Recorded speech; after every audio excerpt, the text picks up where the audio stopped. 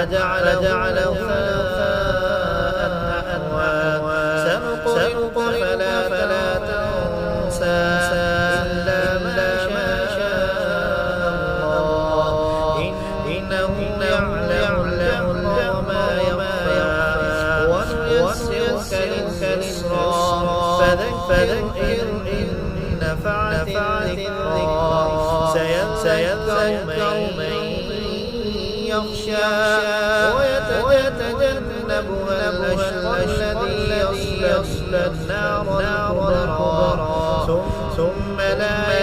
يموتها ولا يحيا قد أفلح من تزكى وذكر اسم ربه فصلى